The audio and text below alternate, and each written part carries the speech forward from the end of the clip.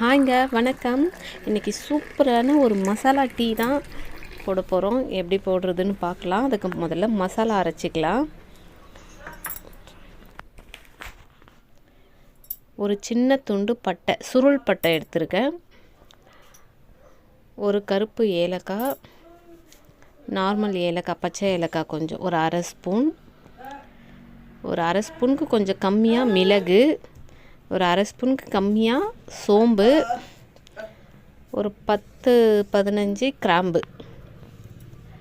இது வந்து ஜாதிக்காய், இதில் கொஞ்சமாக போட்டுக்கலாம். ஒரு அரை பீஸ் கட் பண்ணி போட்டுக்கலாம்.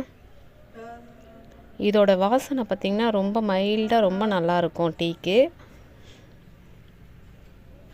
இந்த மாதிரி பாக்கு மாதிரி தான் இருக்கும். இது கட் பண்ணாலே இந்த மாதிரி கட் ஆகும். கொஞ்சமாக கட் பண்ணி சேர்த்துக்கலாம். இது எல்லாத்தையும் ஒன்றா ஒரு தட்டில் சேர்த்துருங்க. அதுக்கப்புறமா ஒரு வாணலியில் லேசாக சூடு பண்ணிக்கோங்க. ரொம்ப சூடு பண்ணக்கூடாது. சும்மா இதில் இருக்கிற ஆயில் ரிலீஸ் ஆகும், அவ்வளோதான். இந்த சோம்பு லைட்டாக படப்படனுங்கும், அப்போ எடுத்துடலாம்.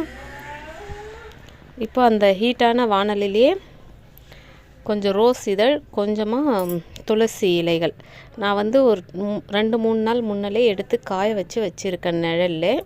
அதையும் லேசாக சூடு பண்ணிக்கலாம். ஒரு ஸ்பூன் சுக்கு, இதையும் வந்து மிக்சியில் போட்டு பவுடர் பண்ணி வச்சுருக்கேன். அதையும் அந்த ஹீட்லேயே போட்டு லேசான ஹீட்டில் வறுத்து விட்டுக்கலாம்.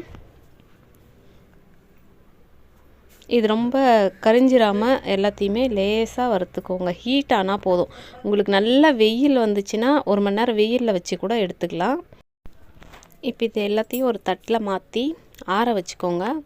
நல்லா ஆறட்டும். ஆறின பிறகு மிக்ஸி ஜாரில் சேர்த்து அரைச்சிக்கலாம்.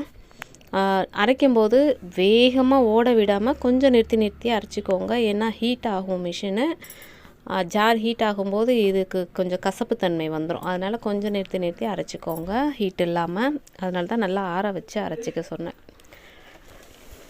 இந்த மாதிரி நல்லா பவுடர் பண்ணி எடுத்துக்கலாம். ரொம்ப நல்லா வாசனையாக இருக்குது இது ஓப்பன் பண்ணதும். இந்த மாதிரி ஒரு கிளாஸ் பாட்டில் இருந்துச்சுன்னா நல்லா ஹேர் டைட்டாக மூடி இருக்கணும்.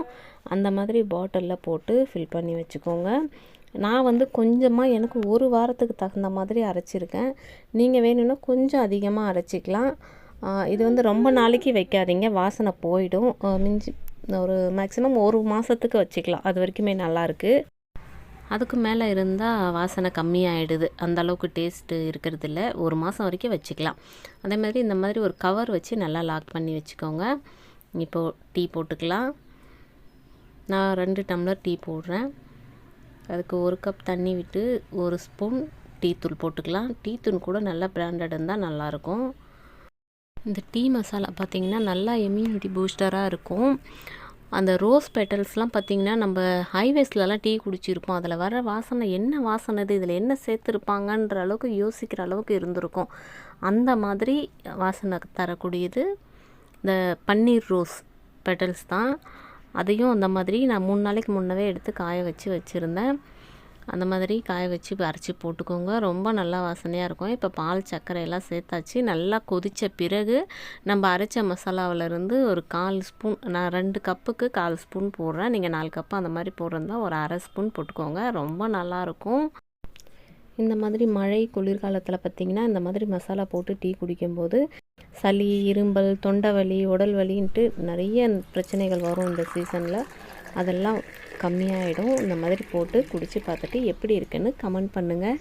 தேங்க்யூ.